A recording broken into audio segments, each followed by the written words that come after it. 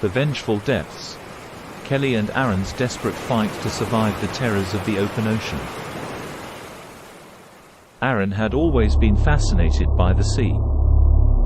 As a child, he would spend hours sitting on the beach, staring at the waves and dreaming of adventure. As he grew older, that fascination only grew, and he eventually found himself on a small fishing boat, sailing out into the open ocean. It was on that fateful journey that Aaron met Kelly.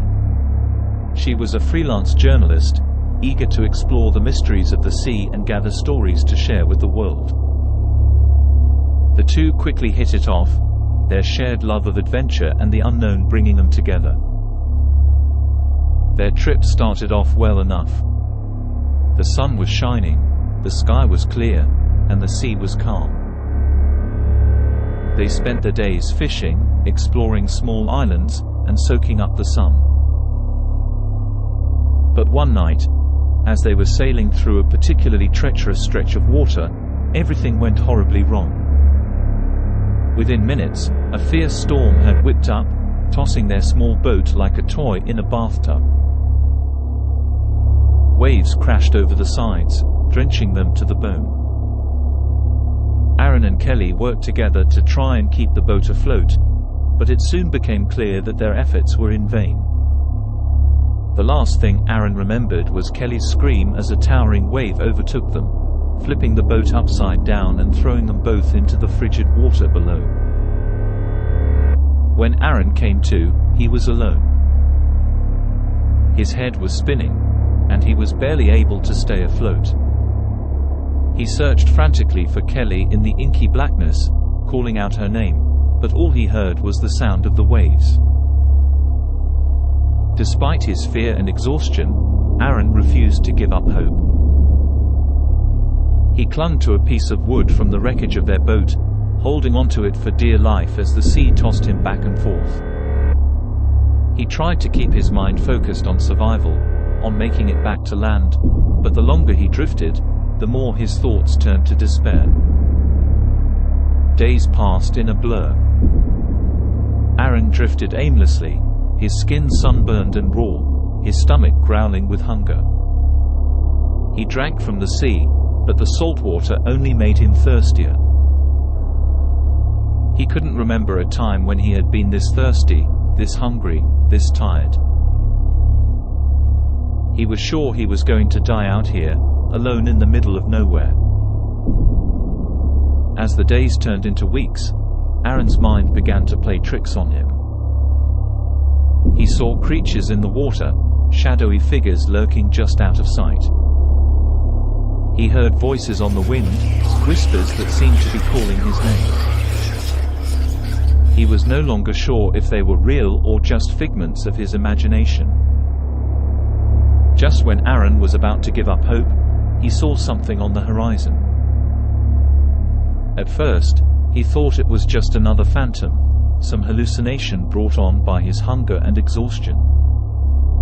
But as he watched, it became clearer and clearer that it was a ship, making its way towards him.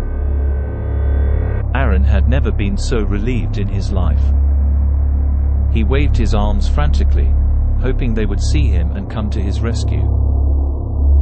As the ship drew closer, he realized that it was a freighter, a massive vessel that dwarfed his tiny piece of driftwood. He was rescued by the crew of the freighter and taken to a nearby hospital, where he was treated for dehydration and sunstroke. When he was well enough to talk, he told them the story of his harrowing journey, of Kelly and the storm that had separated them. The search for Kelly began immediately. The Coast Guard scoured the surrounding waters, but there was no sign of her or any evidence of the boat. They searched for weeks, but eventually, they had to give up the search. Aaron was devastated, but even in his grief, he was grateful to be alive. Months passed. Aaron tried his best to move forward, but he couldn't shake the feeling of loss and sadness that hung over him like a heavy fog. And then one night, as he was drifting off to sleep, he heard the sound of water dripping in his bedroom. At first, he tried to convince himself that it was just his imagination, that he was still haunted by the ghosts of his time at sea. But the sound wouldn't go away. It was like a constant reminder of the sea, of Kelly, of everything he had lost.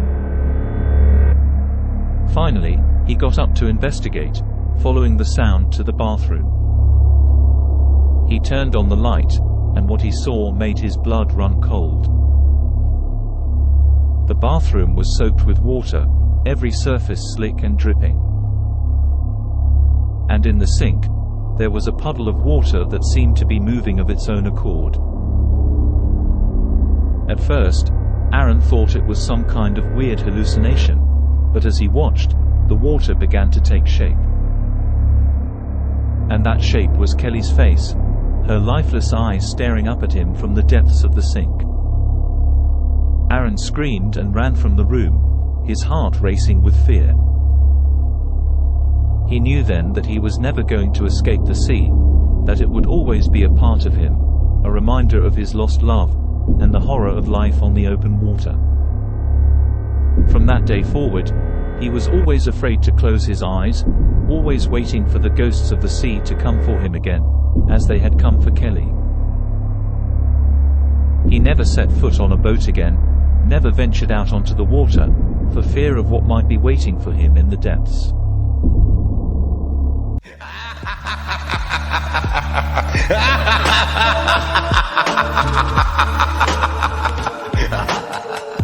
Thanks for watching.